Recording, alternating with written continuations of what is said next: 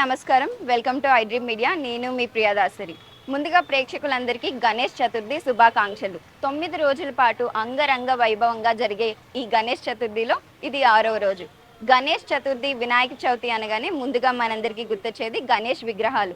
ఏ కాన్సెప్ట్లో థీమ్లో గణేష్ విగ్రహాన్ని పెట్టారు, ఎంత ఎత్తులో గణేష్ విగ్రహాన్ని పెట్టారు, ఎన్ని కేజీల లడ్డు పెట్టారు అనేది చాలా ఆసక్తికరంగా ఉంటుంది. అయితే మన హైదరాబాద్ నగరంలోనే బేగం బజార్ దగ్గర ఒక విగ్రహాన్ని పెట్టడం జరిగింది. ప్రస్తుతం నగర వాసులందరినీ కూడా ఆ విగ్రహం చాలా ఆసక్తి పరుస్తుంది. రీసెంట్గా మనకి ఆర్జే కార్ డిగ్రీ కాలేజ్లో ఏదైతే సంఘటన జరిగిందో ఈ సంఘటన అందరూ మర్చిపోతున్నారు అనుకున్న టైంలో 9 రోజుల పాటు జరుగుతున్న ఈ ఫెస్టివల్ సందర్భంగా ఆ కాన్సెప్ట్లో ఒక విగ్రహాన్ని తయారు చేసి పెట్టడం ఇక్కడ జరిగింది. సో స్వయాన గణనాథుడే ఎవరైతే ఆ దుర్మార్గుడు ఉన్నాడో ఆ దుర్మార్గుని ఉరి తీసినట్టుగా ఇక్కడ ఒక ఐడోల్ని పెట్టారు. సో ఆ ఐడోల్ని చూడటానికి ఈరోజు మనం వచ్చాము. సో ఒక్కసారి ఆ గణేష్ ఐడోల్ యొక్క విజువల్స్ అయితే మనం చూద్దాము.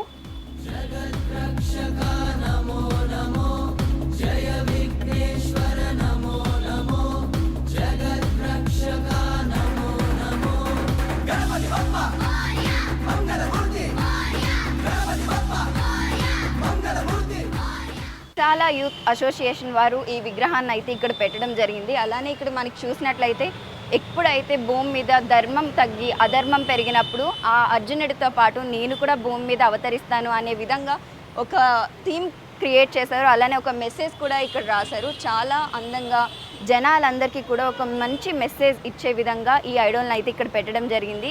సో మరి ఈ ఐడియా ఎవరిది అండ్ ఈ శిల్పాన్ని తయారు చేయడానికి ఎన్ని రోజులు పట్టింది, ఇవన్నీ కూడా వారి మాటలోనే తెలుసుకుందాం. సో ప్రస్తుతం మనతో రిషియాల యూత్ అసోసియేషన్ లీడర్ వంశీకృష్ణ గారు ఉన్నారు, విగ్రహ స్థాపకులు. ఆయనతో మాట్లాడడం. నమస్తే అండి. ముందుగా మీకు వినాయక చవితి శుభాకాంక్షలు. ఐడియా ఎలా వచ్చింది అసలు ఇలా పెట్టాలి అనేది? మీకు ఐడియా అనేది రీసెంట్గా అయిన సిచ్యువేషన్ కాకుండా దీనికన్నా ముందు ఆయన ఎన్నో సిచ్యువేషన్స్ ఎంతో మంది విక్టిమ్స్ని చూసి అది ఎక్కడైనా ఆగట్లేదు. ఒక ఎండ్ పాయింట్ అనేది లేదు మన ఇండియాలో. ఎందుకంటే మన ఇండియా అనేది ఈ హోల్ వరల్డ్లో ఇండియా అనే కంట్రీని ఒక అమ్మలాగా చూస్తాం మనం. ఈ వరల్డ్లో ఏ కంట్రీని ఒక అమ్మలాగా చూసే జనాలు లేరు, మనం తప్ప. కానీ అట్లాంటి అది మన కంట్రీలోనే, మన దేశంలోనే అమ్మలకు కానీ, అక్కలకు కానీ, చెల్లెళ్ళకు కానీ, మన అక్కలకి ఎవరికి సేఫ్టీ లేదు. అది దురదృష్టం మనది. అమ్మ అనుకునే కంట్రీలోనే దురదృష్టంగా మన ఆడవాళ్ళ మీద అత్యాచారాలు జరుగుతున్నాయి. సరే, ఈ అత్యాచారాలు జరుగుతున్నాయి, మైనర్ మేజర్ అని తేడా లేకుండా, ఏజ్ వావి వరుస లేకుండా అత్యాచారం జరగడం ఎంతవరకు న్యాయం అని ఆలోచించినప్పుడు దీన్ని రిసాల యూత్ అసోసియేషన్ అనేది 30 years ముందు స్టార్ట్ చేయడం జరిగింది బై మై ఫాదర్ గొడుగు గోపి యాదవ్ గారు, సోషల్ వర్కర్.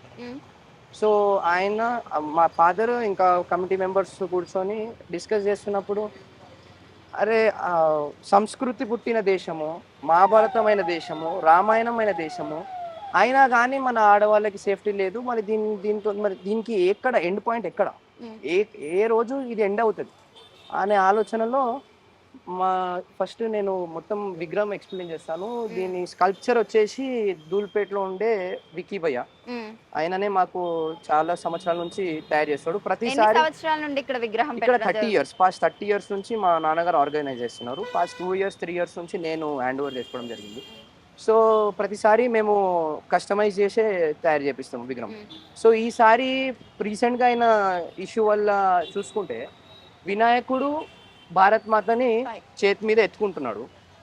సో ఆ శారీ ఇది మాత్రము నా ఓన్ ఐడియా.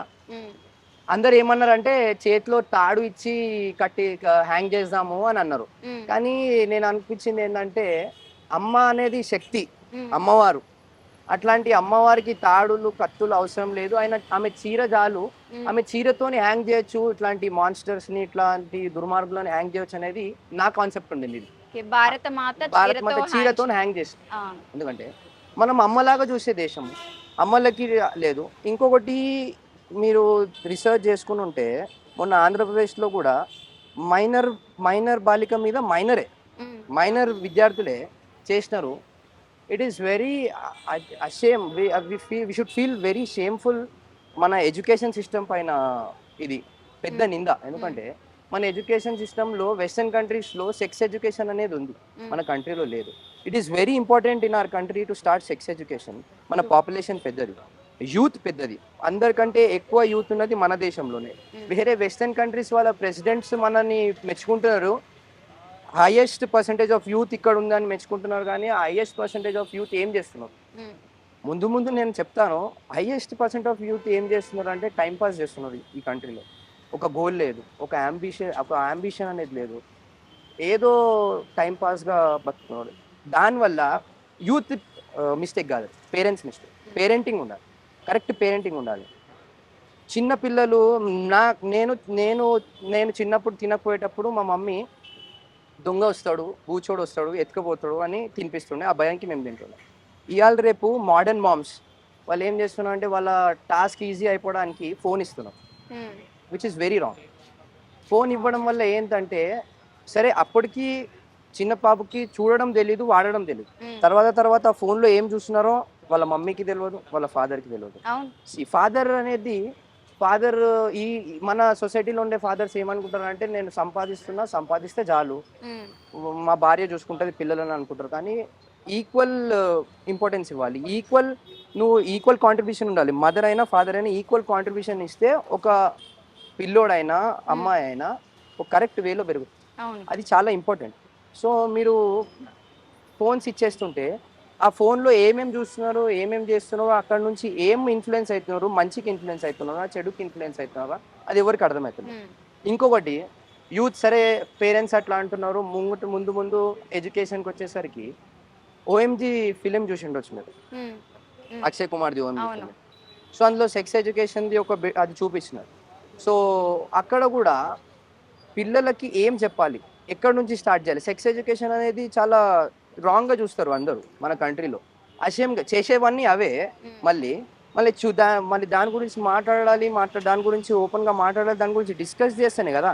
ఇప్పుడు ఒక చిన్న అమ్మాయికి సెక్షువల్ హరాస్మెంట్ జరిగిందంటే ఆమె వచ్చి మీకు చెప్పాలంటే, పేరెంట్స్ అట్లాంటి మాటలు మాట్లాడేటప్పుడు తిడితే ఆమె మళ్ళీ ఒకసారి భయపడుతుంది చెప్పడానికి.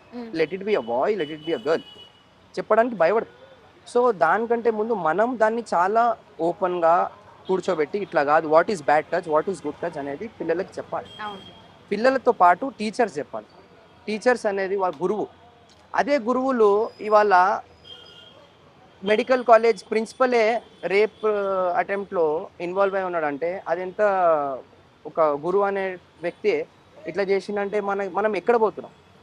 మహాభారతమైన దేశము, రామాయణమైన దేశంలో ఒక గురువు, ద్రోణాచార్య, కల్కి సినిమా చూసినాము, ద్రోణాచార్య ఏమేమి చూసినాము, అన్నీ చూసినాక తర్వాత కూడా గురువు అనేటోళ్ళే ఇట్లాంటివి చేస్తే ఏం మెసేజ్ ఇస్తున్నారు?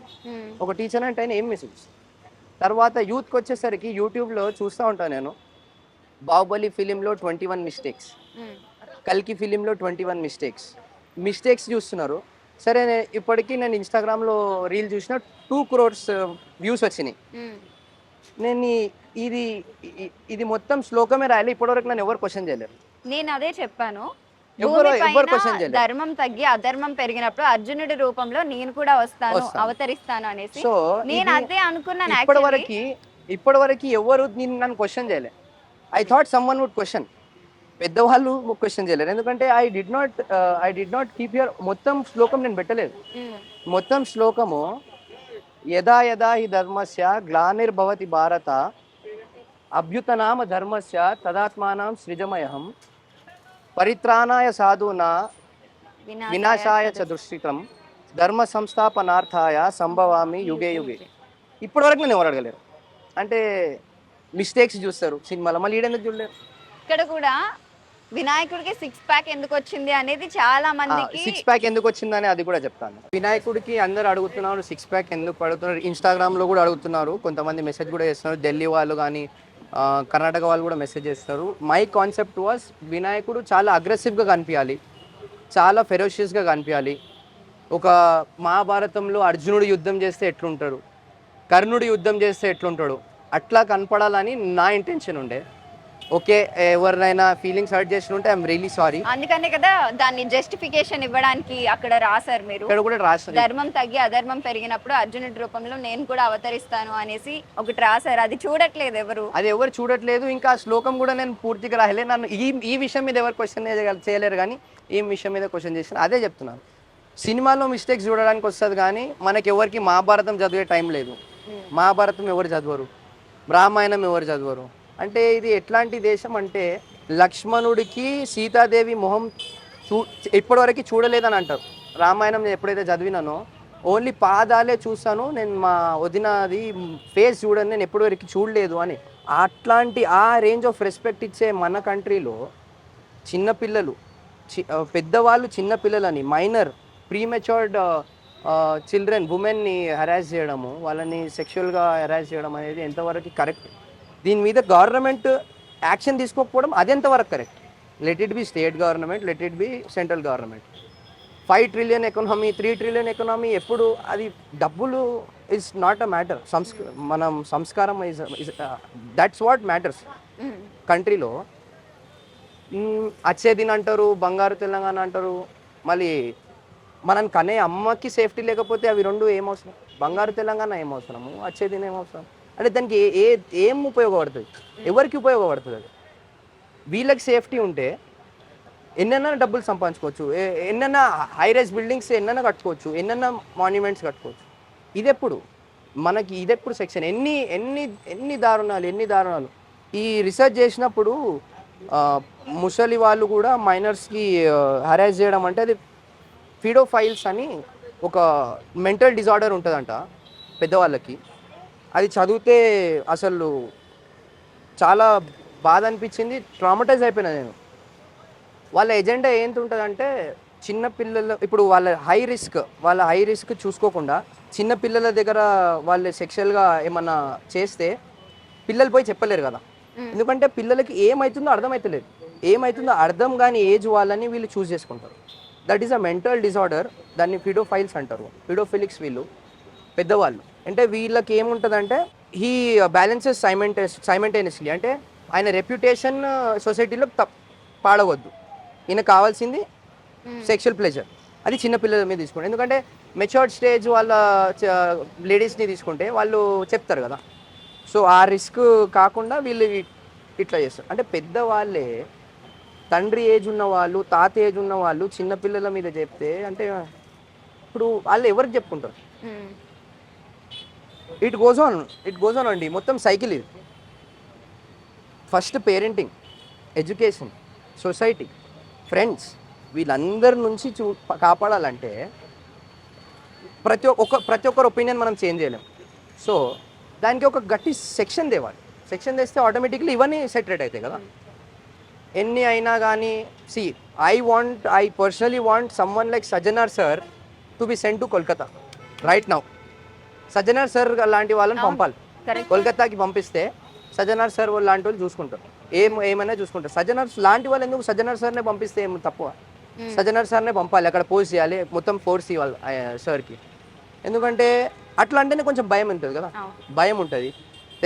తెలంగాణలో ప్రీవియస్ గవర్నమెంట్ తీసుకున్న మెజర్స్ కానీ లేడీస్కి ఇచ్చే వాళ్ళ సెక్యూరిటీ, షీ టీమ్ కానీ అవన్నీ బాగానే ఉండింది. కానీ ఎక్కడో ఒక కార్నర్లో, ఎక్కడో ఒక లూప్ త్రూ. ఫస్ట్ అదే నేను చెప్పేది ఏంటంటే పిల్లలకి సెక్స్ ఎడ్యుకేషన్ అనేది అవే చెప్పాలి. వీళ్ళు అంటున్నారు హిందుత్వంని కాపాడుతాము, దేవుణ్ణి కాపాడుతాము అని అంటారు. కానీ ఈ దేవుణ్ణి కాపాడడానికి వీళ్ళెవరు, దేవుని జోలికి రావడానికి వాళ్ళెవరు? అంటే మీరు అంత పెద్దోళ్ళ, దేవుని కాపాడేంత పెద్దోళ్ళు అయినరా? నీ ప్రాణం నా ప్రాణం అన్నం గింజంత ప్రాణం నీది నాది. అందనంత ఎత్తులున్న పవిత్రత దేవుడిది. ఆయనను కాపాడడానికి వీళ్ళు వస్తారంట. అంటే వాళ్ళ సగం మందికి మహాభారతం ఏంటో ఉండో తెలియదు, హనుమాన్ చాలీసా మొత్తం చదవడానికి రాదు, రామాయణం మొత్తం చదవడానికి రాదు. అది మన దురదృష్టం. అదే చెప్తున్నా, సినిమా మిస్టేక్ చెప్తారు కానీ నాకు ఈ శ్లోకం ఎందుకు రాసినానో కంప్లీట్ శ్లోకం రాయలేదని ఇప్పటివరకు నాకు తెలిసి everyday around 10,000 to 15,000 members flow ఉంటుంది. ఒక్కరు నన్ను అడగలేరు. ఆ కమెంట్స్లో అయితే చెప్పినారు. సరే, దానికి మీరు హర్ట్ అయ్యి ఉంటే ఎవరి ఫీలింగ్స్ అయినా హర్ట్ అయ్యి ఉంటే వెరీ సారీ. ప్రతిరోజు ఎంతమంది వస్తున్నారు మరి ఇక్కడికి? కాంప్లిమెంట్స్ ఏమన్నా వచ్చాయా ఏంటి? కాంప్లిమెంట్స్ అనేటివి వస్తున్నాయి, కానీ ఈ టీంకి నాకు కాంప్లిమెంట్స్ కాదు, జస్టిస్ కావాలి.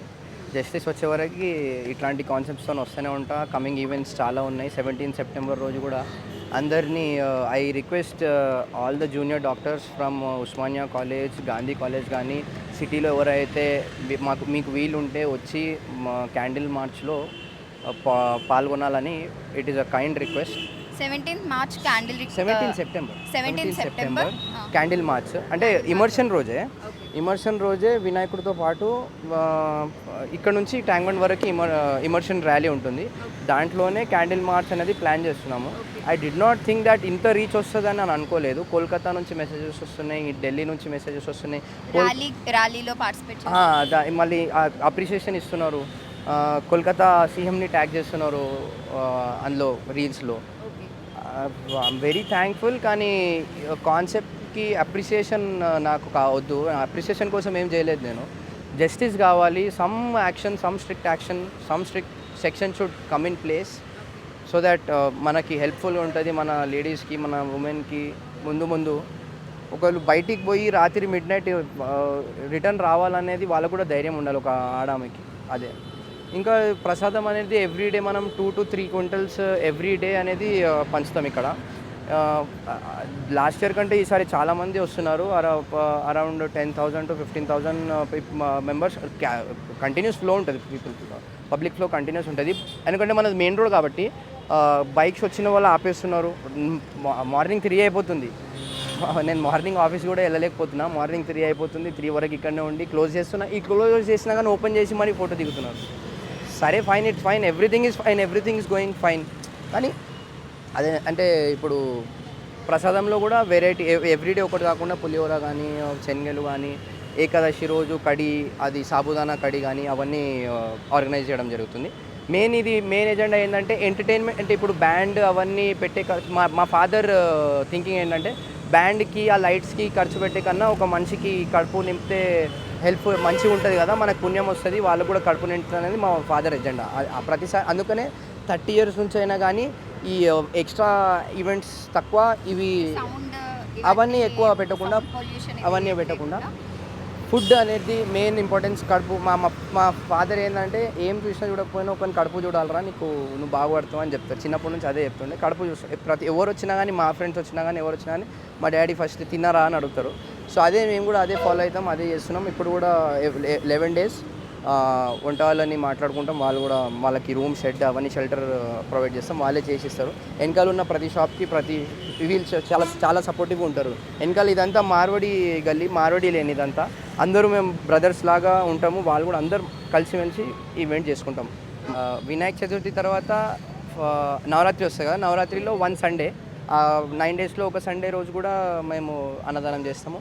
నవరాత్రి తర్వాత మళ్ళీ నవంబర్లో దివాళీ వస్తుంది. సదర్ రోజు కూడా as we're from Yadav community, మేము ఆ రోజు కూడా 10,000 మెంబర్స్కి morning 4 o'clock right from 11:30 to morning 4 o'clock YMCAలోనే పెద్ద స్టే చేసి వాళ్ళకు కూడా ఫుడ్ ప్రొవైడ్ చేస్తాం. నారాయణగూడలో వాళ్ళకు కూడా 4 o'clock వరకు ప్రొవైడ్ చేస్తాం. తర్వాత మళ్ళీ అయ్యప్ప మాల నేను అయ్యప్ప మాల వేసుకుంటాం. మా డాడీ 30 years అన్నదానం ఏదో ఒక విధంగా అది జరుగుతుంది. That is what I think is సనాతన ధర్మం. అదే అనుకుంటాం. మా డాడీ కూడా అదే నేర్పినాడు. మా తాతకి మా డాడీ నేర్పినాడు, మా డాడీ నాకు నేర్పినాడు. అదే. థ్యాంక్ యూ సో మచ్ అండి. ఇలాంటి పనులన్నీ కంటిన్యూ అవ్వాలనుకుంటున్నాము. సో చూసారు కదా, 17th September అయితే ఇక్కడ ర్యాలీ జరుగుతుంది. ఇక్కడ నుండి ట్యాంక్ బండ్ వరకు క్యాండిల్ మార్చ్ అనేది జరుగుతుంది. సో విక్టమ్కి జస్టిస్ జరగాలి అనే దాని గురించి ఈ ర్యాలీ అనేది కండక్ట్ చేస్తున్నారు. సో మీలో ఎవరైనా ఇంట్రెస్టెడ్ ఉన్నారు, డాక్టర్స్ అయినా, ఏ ఫీల్డ్ వాళ్ళు అయినా సరే, ప్రతి ఒక్కరు కూడా వచ్చి జాయిన్ అవ్వండి. I request everyone, each and everyone should participate in the rally. ఒక్కరితో కాదు, 100 మంది 200 మందితో మనం కలిసిపోతే 4 PM స్టార్ట్ చేద్దాం అనుకుంటున్నాము. 4 PM స్టార్ట్ చేస్తే ఇక్కడ నుంచి రైట్కి మార్కెట్ వరకు వచ్చే వరకు 6 అవుతుంది. సో క్యాండిల్స్ అవన్నీ కనిపిస్తాయి కాబట్టి 6 నుంచి అటు టైం బండ్ వరకు స్టార్ట్ అవుతుంది. మెయిన్ స్టార్ట్ అయితే 4 Osmangunj Risala Abdullah Osmangunj main road, opposite to Tuljabhavani temple, Seena bakery నుంచి కొంచెం ముందు ఆపోజిట్లో. Thank you so much. Thank you so much. Bharat Mata కీ జై.